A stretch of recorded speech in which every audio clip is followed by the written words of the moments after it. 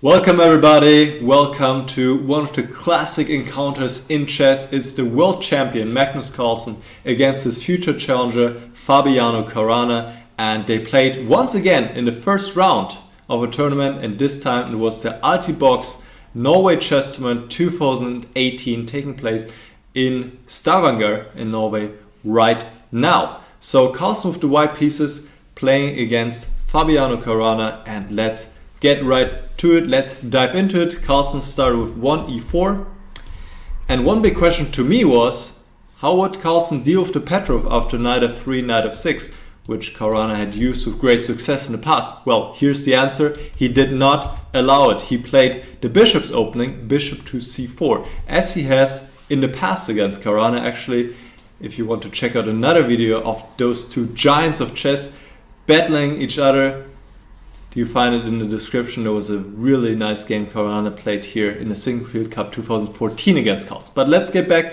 to the game. Caruana replies knight f6, attacks the pawn on e4. Now d3, protecting the pawn. c6, preparing to play in the center with d5. And now here it is, d5, bishop b3, bishop b4 check.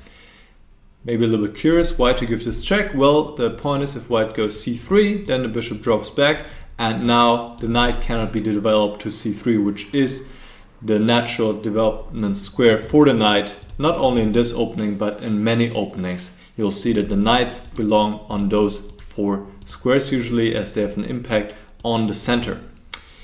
So bishop b4 check, Carlsen replied with bishop d2, the bishops are exchanged, and now Caruana goes a5. That's a typical move here to grab more space on the queen side and threatening to trap the bishop with a4. This is why Carlsen goes c3, so he can drop back with the bishop to c2 if necessary. Knight bd7, protecting the pawn on e5. Carlsen now takes on d5 first, takes back, and now castle, castle, rook to e1, rook to e8. So let's hold on for a moment and see what happened here. Black has the center pawns, that's very nice, that's what you want to achieve in the opening, but white has a slight lead in development. He already has developed all his pieces and he can put some pressure on these pawns, and the position is roughly equal. But Caruana has been doing well so far out of the opening, that's for sure. Knight f1, and now b5, also a good move by Caruana, grabbing more space, and he wants to develop his bishop. Now a nice move by Carlsen, he goes a4, he wants to open up the a file for his rook, and black should not allow this, so he plays b4. Now c takes b4, a takes b4, and the pawn structure is changed. White now has a passed a pawn. This is an important factor because whenever we now imagine an endgame, for example a pawn endgame, this could be really an advantage for white because the black side always has to watch out for this pawn later on. On the other hand, black now has definitely more pawns in the center, and this pawn on d3 is a little bit lonely. Still, position is equal. Knight to e3, threatening the pawn on d5. So black protects with bishop b7, also develops his last piece. That all makes sense. And now, very nice play here by Carlsen. He goes d4. And here black has to go e4. He doesn't want to take on d4 because white takes back with the queen. He has a lot of pressure on the pawn on d5, which is now isolated. It cannot be protected by other pawns. And white is having a very nice game here. So e4 is played. And here we see the idea of Carlsen. He doesn't drop back with the knight, then black would be completely fine, but he sacrifices a pawn. He goes knight to e5. The knight can be taken, white takes back, and the pawn can also be taken. But here we see the idea. Now that the pawn has left the board, the queen can go to d4, and this is just a beautiful square for the queen here on d4. Queen likes to be in a central position in general anyway, because then it can really have an impact on the whole board, and that's exactly what the queen is doing here. It's blocking the pawn on d5, it's attacking the pawn on b4, and of course right now also threatening the rook on e5, which now moves back to e7. But here white isn't in no rush to win back the pawn. Actually, if he does, that would be a mistake, because then black would be able to push this pawn forward. And once these centered pawns get moving, white is in trouble. In general, you want to get those center pawns up and going, because then it really will make it difficult for white to coordinate his pieces. So rook ac1 makes a lot of sense. Get the rook into the game on the open file. Rook to d7 supports the pawn on d5 once more. And the position is still roughly equal. White has good compensation for the pawn. But black, on the other hand, is also doing okay, because whenever white wants to take on b4, he has to be careful, since then again this push d4 could come and then could also swing in black's favor. So Carlsen goes rook c5, he further improves his position. Alright, that's a little bit too many arrows here, but we see he further improves his position, and Caruana chooses to exchange one of the rooks. That's absolutely fine, takes. White improves his position here, makes some space for the king, black does the same. There's not a lot of useful moves black can play here. So king h7 makes sense, just in case, to put a king in a slightly better square. Rook to c1. And now, up until now, the game was played perfectly from both sides. You could really say that. Carlsen sacrificed a pawn, got some very nice positional compensation, nicely placed pieces. If we look at all his pieces are beautifully placed. But black is still a pawn up, and if white wants to win back the pawn, he cannot win the pawn back and still keep all his other advantages. So here, Caruana actually allowed Carlsen to win back the pawn by playing rook to c7. And after that, white is clearly better. He should just keep still. And that's very difficult to do psychologically, just to keep still, but sometimes that's the best thing to do. Just play a move like queen a6. Once again, if white takes on b4, black can push the pawn forward. It's not a good idea for white. And, well, there's not much white can do. Rook c5 looks like a logical move, but now black can think about queen e2. Black can also think about queen to d3. For example, here, takes, rook to b5. And now black can get some counterplay here. Rook c7, of course he has the pawn on d3. This is fine for black. Gets enough counterplay here. So let's see what happened in the game. Goes rook c7. Well, the problem is now that here, after the rook exchange, white can take on b4, and in this situation, as you can see, black cannot push the pawn, white can simply take it. So white has won back the pawns are equal, but white has now two connected passed pawns here on the queen side, which are very dangerous. If you can just imagine them running forward, will be very tough to stop, and also the white pieces are still better than the black pieces here, knight and the bishop being rather passive.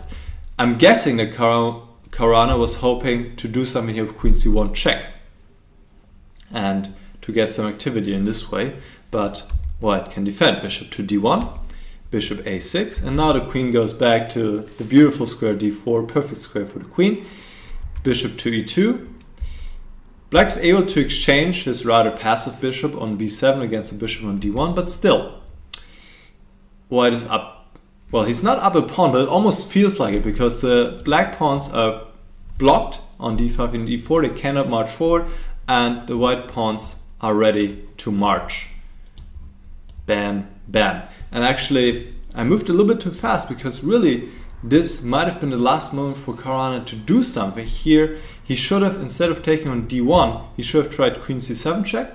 Now, of course, if the king comes back, you can repeat moves. And if white goes g3, then it's at least a little bit more of a weakness for the king side, for the king. And now after bishop d1, knight d1, you can try something like h5. Because this is what black needs to do. He needs to create play against the white king here. Otherwise, these pawns will just win the game for white.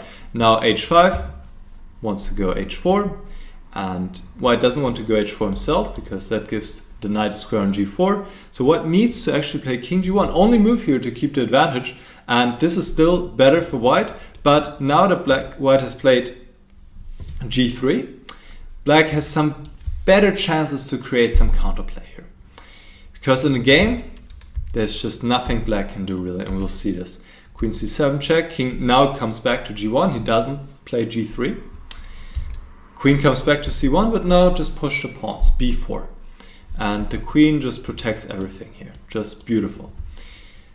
Now Caruana does his best to mix things up. He plays e3, gives the pawn, and then brings the knight into action, but he has to give another pawn. Now he's 2 pawns down, and white can defend the knight from g4 and black just doesn't have enough compensation here. He's just trying to mess things up, but it is not possible.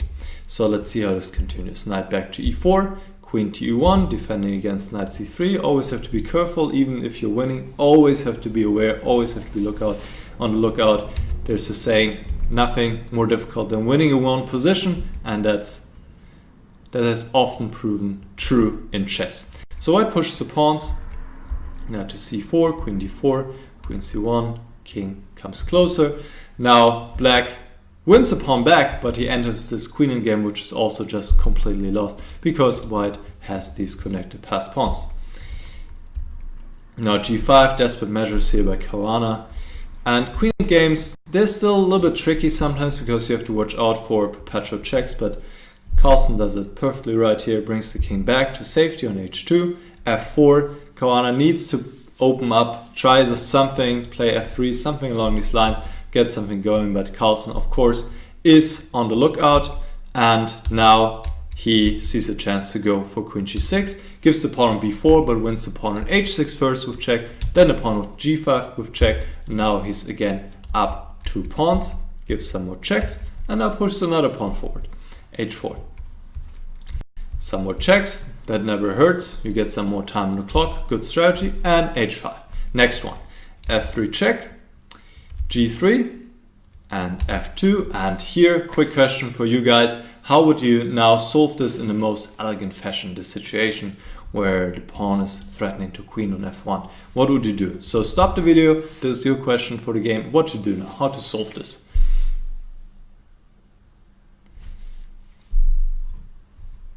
Okay, of course you could play something like queen f5 check, and I guess just take the pawn here. Yes, that would work, and yes, you get full points, but you get even more full points if you want to play queen g6 check, which is what Carlsen did. The point is, if black now takes, then we enter pawn in game where white stops this pawn, and this pawn will not be stopped. White will queen and win. So after queen g6 check, Caruana went king h8, now queen takes d6, and now we have a queen in game with 3 pawns up for white, and that's just too much. Even though, it has to be said, if white didn't have this pawn, that's something to remember from this video, if white only had the g and the h pawn, it would be a draw with the queens on the board. It would be a draw. As surprising as this sounds, it would be a draw because white cannot force the queen trade, and because the pawns are on the edge of the board, the white king cannot find enough shelter. So this would be a draw, but with the pawn on a5, it's completely winning. And of course, Carlsen did not have any difficulties. What he did here is he just slowly improved his position and then used the checks to push his pawn forward. First to a6, and now we'll see a few more checks, making sure that the king is safe on h1, and then the pawn is further pushed forward. Black can give one check, that's all. King just steps to g3. So Caruana decided to resign here because white will, with another check, support the pawn coming to a8 and queen. Alright, so Carlsen starts with a win here, convincing victory. Very nice game by Carlsen, who just put on the pressure, sacrificed his pawn, got some nice positional compensation. It was more difficult to play for black, for Caruana, and then Caruana just chose the wrong moment to become active with rook c7, and really after rook c7 already, just one mistake against the world champion, it can go sour, and that's what happened here. He could not defend it this time, even though he tried everything he could, but the position was just too bad, so Caruana could not come back, and it was really this one moment, I would say, where he played rook c7, gave back the pawn. Instead he should have kept still, but he gave back the pawn, then the queen was just way superior to the black queen, and Carlsen won in convincing fashion.